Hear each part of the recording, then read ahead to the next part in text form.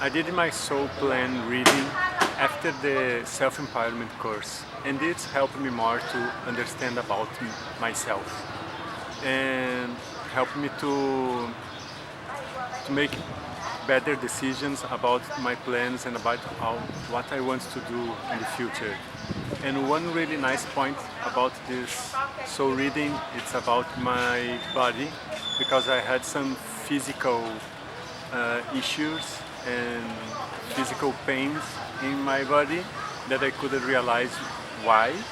And after this, I understand because something that I had in my mind from my past.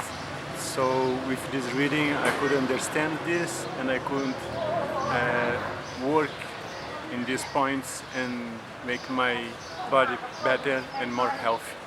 So I really recommend to do this soul plan reading that is really nice for your life, to make decisions, to help and improve your body and your mind.